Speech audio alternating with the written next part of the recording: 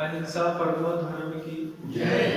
परम पूज्य आचार्य भगवत गुरुदेव श्री विद्यासागर जी मुनिराज की जय। 3.9 करोड़ मुनि राजों की जय। पूज्य ब्रह्म सागर जी महाराज आचार्य संघ की जय। सागर जी महाराज की जय।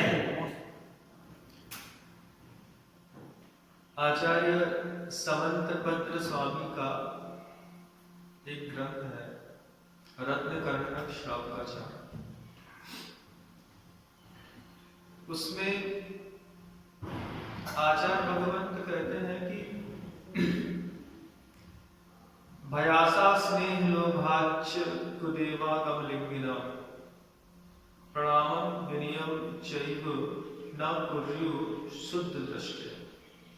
जो शुद्ध सम्यक दृष्टि जीव होते हैं वो भय से, आशा से, स्नेह से, लोभ के वशीभूत होकर के देव शास्त्र गुरु का पूजन नहीं करते। कौन से देव शास्त्र गुरु? जो देव शास्त्र गुरु नहीं है उनको देव शास्त्र गुरु मान करके, मान लो कोई ऐसे रागी द्वेषी देवी देवता मिल जाए जिनके से अगर आप पूजा नहीं करो तो वो भय के कारण आप पूजा करते नहीं करेंगे तो मार डालेंगे, घर में अहित हो जाएगा। कई लोगों के घर में कुल देवियां रहती हैं, कोई पत्थर रहता है, कहीं कुछ रहता है। तो आचार्य समंतभद्र स्वामी कहते हैं ना कुर्यु शुद्ध दृष्टि।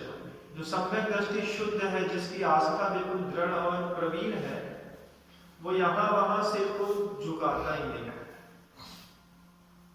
बात मान ली।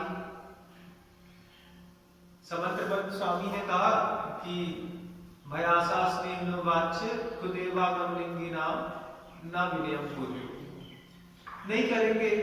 आप कहते हो तो जो मिथ्या गुरु, मिथ्या शास्त्र और मिथ्या देव है, उनकी भय, आशा, स्नेह और लोभ के वशीभूत होकर के पूजन हम नहीं करेंगे। आपने त्याग कर दिया। बहुत अच्छे। अब आचार्य भगवत से वो फिर कहते हैं कि भयासा स्नेह लोभाच्य देवागम लिंगी नाम। अभी तो कुदेवागम लिंगी नाम था कि मिथ्या देव शास्त्र गुरु की आराधना अगर भय, आशा, स्नेह और लोभ के वशीभूत होकर के करते हैं तो निश्चित आप सम्यक दर्शन को मलिन करते हैं। अब यहाँ पर आचार्य भगवत दूसरी बात कहते हैं कि भय, आशा, स्नेह और लोभ के कारण अगर आप देव शास्त्र गुरु की भी पूजन करते हैं तो भी आपका सम्यक दर्शन मलिन हो जाता है। अन्य मत के किसी भी देवी देवता को पूजो या अपनी ही मत के किसी देवी देवताओं को पूजो, लेकिन अगर उसमें ये चार हेतु हैं, भय के कारण, आशा के कारण, स्नेह के कारण, किसी अन्य कारण से आप किसी कारण विशेष से भगवान की आराधना करते हैं तो वो निश्चित रूप से आपके दर्शन की विशुद्धि को नष्ट कर देता है। अब कर देता है महाराज, लेकिन मंदिर हम जाते ही इसीलिए है। बच्चा इसलिए जाता है, पहले बोल देता है महाराज मेरी 12th का पेपर है, आप आशीर्वाद दे दीजिए। बच्चियां चली जाती हैं, मेरी PhD फाइल होनी है, उनने कहा तुम्हारा पुण्य कमजोर है, हम मंदिर जाते हैं और PhD फाइल करनी है अपनी। लड़का सुधरता नहीं है, घर में संकलेश करता है तो मंदिर चले गए। कोई आदमी उठा, पैसा ही नहीं आ रहा है, इतनी मेहनत कर रहे हैं, तो महाराज के पास जाकर के खड़े हो गए, महाराज कुछ बताओ। महाराज ने कह दिया विधान करो, शांति विधान। वो मंदिर चला गया। मंदिर में जाके वो रोज पूजा कर रहा है, चढ़ा रहा है, थाली की द्रव्य इस थाली से उस थाली में कर रहा है। उससे पूछते हैं उद्देश्य क्या है पूजा करने का, अभिषेक करने का, तो वो चार में से कोई चीज निकाल देता है। भयासा स्नेह लोभाच।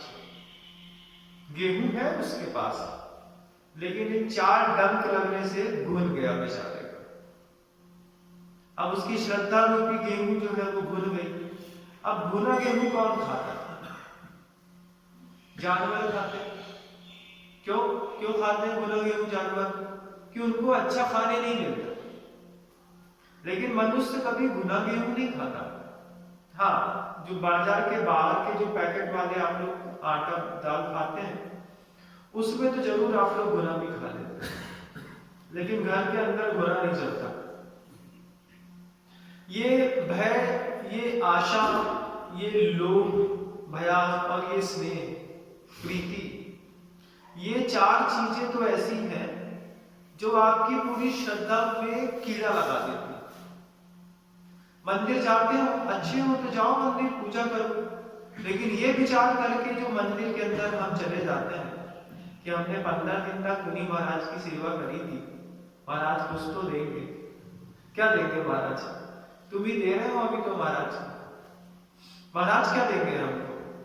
नहीं, महाराज भी कुछ देंगे, वक्त आने पर देंगे। अब महाराज जी वक्त कब आएगा हमारा, कब आप दोगे? आपके पास कुछ दिखता तो है नहीं। तो फिर वही पे समंत्रबद्ध स्वामी फिर कहते हैं, तो आशा क्यों करते हो कि गुरु तुमको कुछ देगा? उससे मांगते भी क्यों? बस उसके सामीप्य में रहो।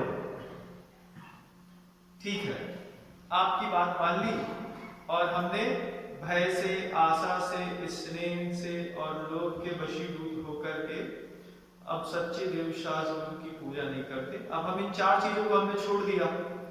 अब हम अच्छे मन से, बिना कुछ मांगे, बिना कुछ भयभीत हुए, बिना किसी आशा के भगवान के मंदिर में पहुंच गए। आज हम पहुंचे हैं, हमें कुछ नहीं चाहिए आज भगवान से, कोई भय भी नहीं है, कोई आशा भी नहीं है, कोई लोभ भी नहीं है।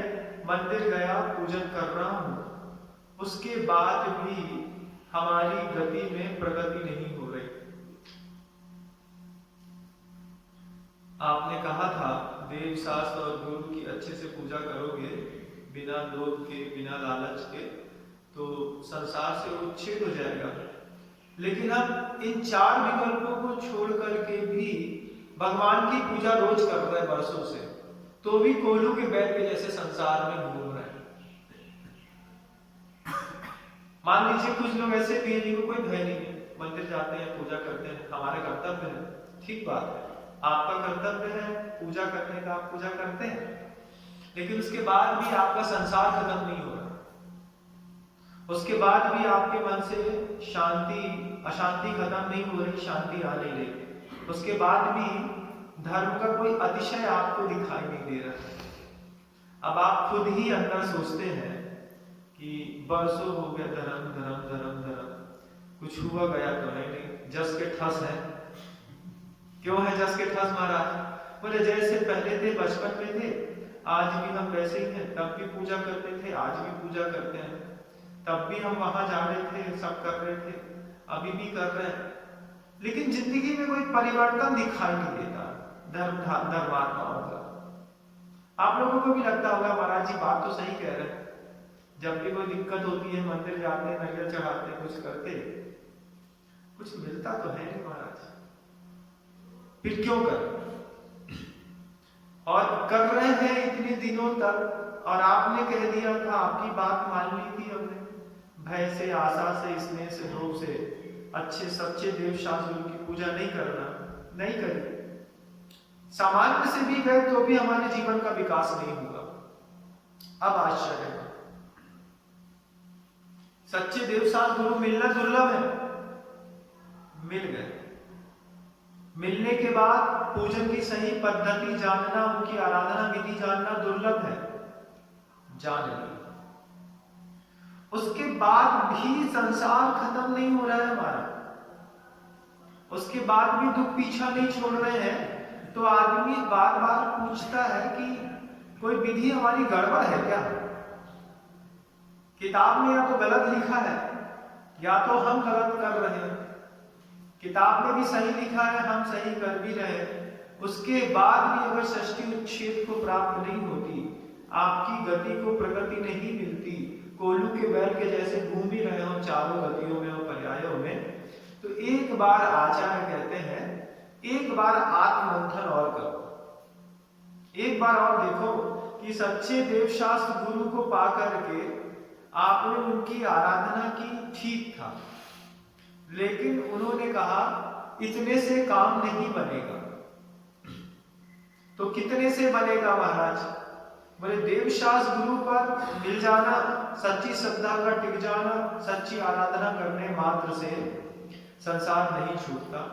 उसके बाद आचार्य भगवंत कहते हैं त्रिमूढ़ा पूर्णमष्टांगम सम्यक दर्शनमस्मय, ये 3 मूढ़ताएं भी छोड़नी पड़ी और सम्यक दृष्टि के जो 8 अंग हैं उन 8 अंगों को जीवन में स्वीकार भी करना पड़ेगा, तब जाकर के संसार का उच्छेद हो। सच्चे देवशास्त्र गुरु तक तो हमारी आस्था ठीक थी, लेकिन ये जो सम्यक दर्शन के जो 8 अंग आप कहते हैं, इन 8 अंग के पालन करने पर हमारे अंग टूट जाते हैं। उनके वो सम्यक दर्शन का 8 अंग तो बन जाएगा, उसका पालन करेंगे तो हमारा अंग टूट जाएगा। कोई हम उपवास रहता है हमारा, हमसे आगे पूछता है महाराज सादा है उपवास की? बोले उपवास तो बहुत अच्छा है, करने वाला बिगड़ रहा है। ऐसे ही सम्यक दर्शन है कि सम्यक दर्शन के 8 अंग जो है उनका भी पालन जरूरी है और उसमें 8 अंगों में निशंकित पना होना जरूरी है सबसे पहला। और भी अंग है प्रसन्न, संवेग, अनुकंपा और आस्तिक्य, वो 4 अंग अलग हैं। ये जो 8 अंग हैं इसमें आप जब निरंतर साधना करते करते करते करते करते और उसके बाद जब आपके मन के अंदर वो भाव उठता है कुछ हो भी रहा है कि नहीं हो रहा है, उसी समय कर्म आपसे कहता है थोड़ा बस ये विचार नहीं किया होता तो बीज से पौधा निकल गया होता। कुछ हो रहा है कि नहीं, निर्जरा हो रही है कि नहीं, दिखती क्या निर्जरा दिखती है आंख से? मोक्ष मार्ग में कुछ दिखाई देता है? कुछ दिखाई नहीं देता। अदृश्य में पैर रखते चले जाते हैं, विशुद्ध स्थान हमेशा बढ़ते चले जाते हैं। साधक निरंतर विशुद्ध स्थान बढ़ाने के लिए साधना करता रहता है। दिखा तो नहीं कि ये बहुत पहुंचे हुए संत हैं, कहीं पहुंच गए होंगे, कहीं नहीं पहुंचेंगे, रहेंगे वो आप ही के बीच में। कितना ही अच्छा मक्खन हो, रहेगा मठे के बीच में। गृहस्थ की जिंदगी कैसी है? मठे के जैसे खट्टी, उसी को भा करके नैनू निकाला। अब नैनू के साथ बड़ी दिक्कत है कि अगर अलग पात्र में रख दो तो वो खराब होना शुरू हो जाता है। तो जो कुशल गृहिणियां रहती हैं वो नैनू का गोला बनाती हैं और उसी मठे के गगरिया में छोड़ देती है। अब ये खूबी और है नैनू की कि मठे की गगरिया में जब तक पड़ा रहेगा कोई दिक्कत नहीं है, वो खट्टे में पड़ा है कोई दिक्कत नहीं है, निकालो तो फिर वो नैनू कहता है तपाओ, अगर नहीं तपाया तो हम बर्बाद हो जाएंगे। ऐसे ही साधु है और गृहस्थ है कि ये नैनू बन गया लेकिन रहना तो मठे के नीचे ही है। मठा को छोड़ करके जा नहीं सकते, क्यों?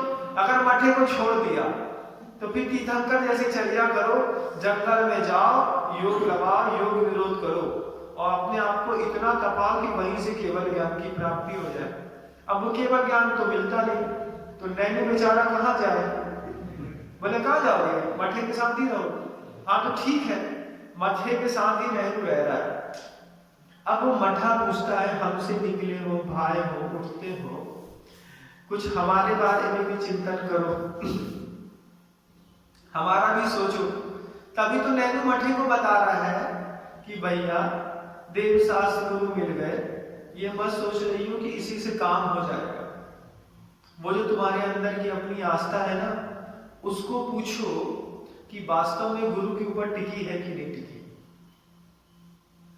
आस्था गुरु के ऊपर टिकी है कि नहीं टिकी? तो दिमाग कहता है टिकी है। दिल से पूछो कि गुरु के ऊपर, सच्चे गुरु के ऊपर आस्था है कि नहीं? है कि नहीं? बोलो, है? अच्छी बात है। देखो अभी बोलते हैं कि हमारे सच्चे गुरु के ऊपर आस्था है। ऐसे एक भक्त आ गया गुरु के पास और कहता है महाराज आप हमारे सच्चे गुरु हैं।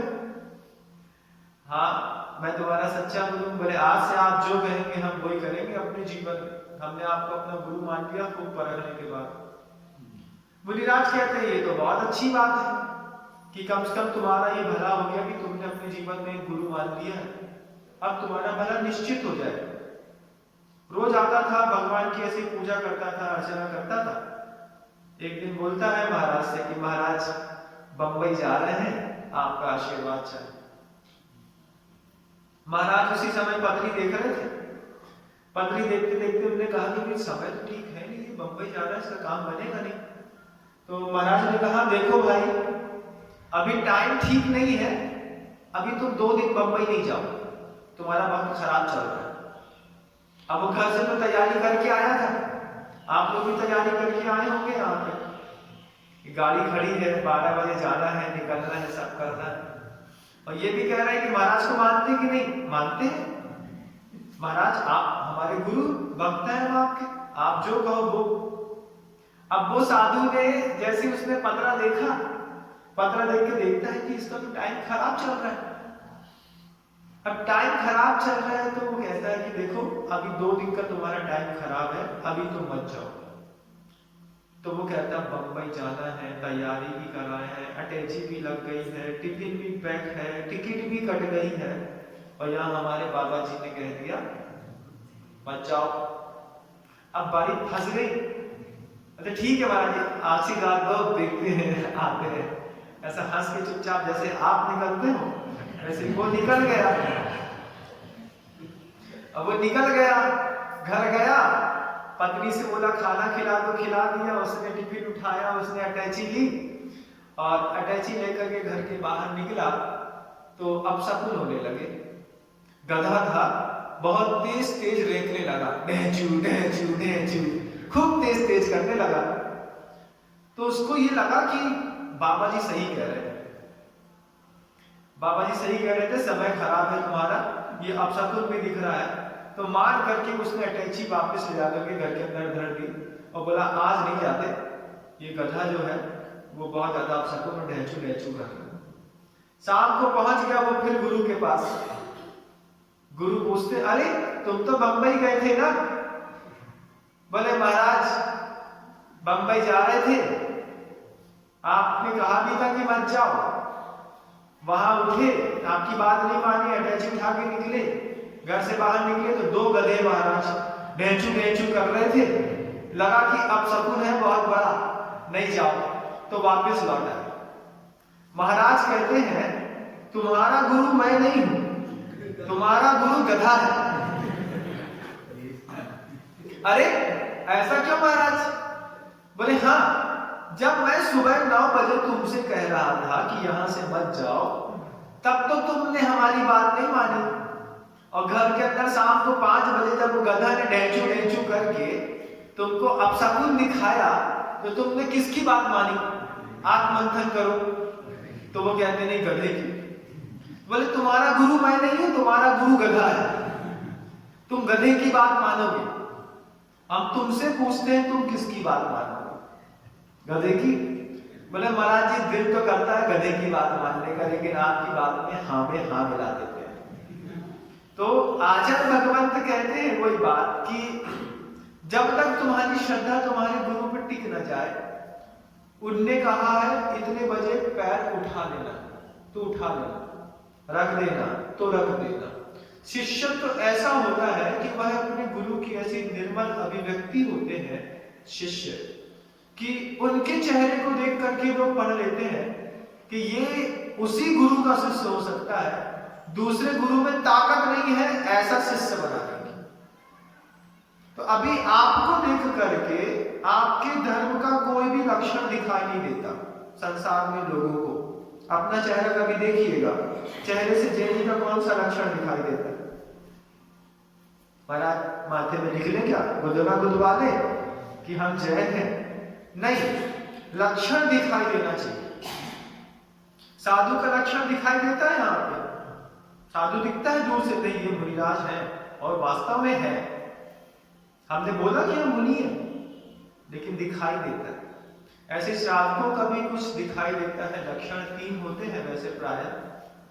रात में भोजन नहीं करता, पानी छान के पीता है और प्रतिदिन देवशास्त्र गुरु की पूजन करता है।